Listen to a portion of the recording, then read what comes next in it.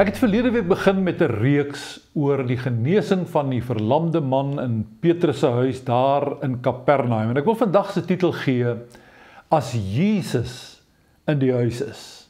Kom ons lees Markus 2 vers 1 en 2. Toe Jesus na 'n paar dae weer in Kapernaum kom, het dit bekend geword dat hy by die huis is. Baie mense het daar saamgedrom. Spoedig nadat Jesus sy openbare bediening begin het dit vir hom feitelik onmoontlik geword om privaat te wees, soos hier in Kapernaum. Toe die gerug versprei dat hy by die huis is, het die mense daar begin saamdrom. Wat het die mense so na hom toe aangetrek? Was dit sy persoonlikheid?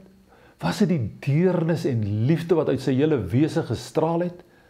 Was dit sy woorde wat so anders was as die van die godsdienstige leiers en geleerdes van sy tyd? Was dit die hoop wat hy vir mense gebring het, redding vir verlorenes en genesing vir siektes? Sonder moderne kommunikasiemiddele en die media het die nuus oor hom wyd en vinnig versprei. Ek wonder hoe dit sou gewees het as Jesus vandag op aarde was. Wat sou die media met Jesus Christus gemaak het as hy vandag op aarde geleef het? Wel, die feit is dat daar oor geen historiese figuur meer geskryf is as oor Jesus Christus nie. As Jesus 2000 jaar gelede reeds soveel aandag getrek het, sou ek en jy vandag waarskynlik nooit 'n kans gekry het om naby hom te kom of naby hom te wees nie.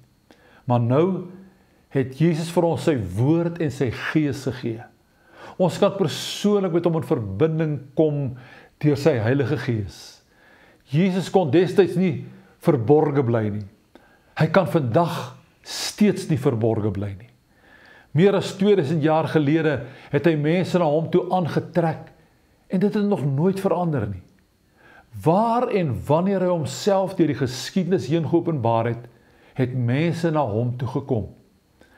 Geen faset van die media, die tegnologie en geen menslike program kan ooit Jesus se teenwoordigheid vervang nie.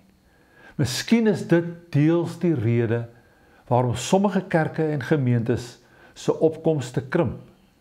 Daar moet meer van Jesus, van sy teenwoordigheid en sy openbaring ervaar word. Koue, kliniese godsdienst en rituele en liturgie kan nooit 'n plaasvervanger vir die werklike teenwoordigheid van die Here wees nie. Dit maak nie saak of ons in 'n tradisionele of 'n postmoderne samelewing, in 'n kerklike of sekulêre samelewing is nie.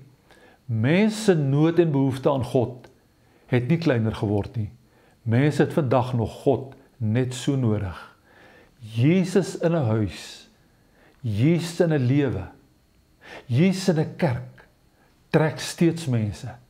Wanneer hy nie daar is nie, sal hy te vergeefs adverteer. Sal hy te vergeefs propaganda maak. Die gevolg van Jesus se teenwoordigheid in daardie huis in Kapernaum was dat baie mense daar saamgedrom het, sodat daar selfs by die deur nie meer plek was nie. Wel, dis elke prediker se droom. Dis die geseënste probleem wat enige gemeente ooit kan hê, dat daar nie meer plek in die kerkgebou is nie, dat mense by die deure saamdrom. Wel, ek was al op sulke plekke waar Jesus homself geopenbaar het, waar siekes gesond geword het en hopelose sondaars gered is. Ek het gesien dat mense dag na dag ure lank voor 'n kerk se deure wag om 'n sitplek te kry. Ons noem dit herlewing. En eintlik was Jesus maar net daar. Sal ek en jy vandag ook vir ons gemeente bid. Here, ek bid vandag vir my gemeente en sy leierskap. Kom besoek ons ook. Ja, ook vir my, deur die Heilige Gees. In U naam vra ek dit. Amen. Ons gesels weer, seënwense.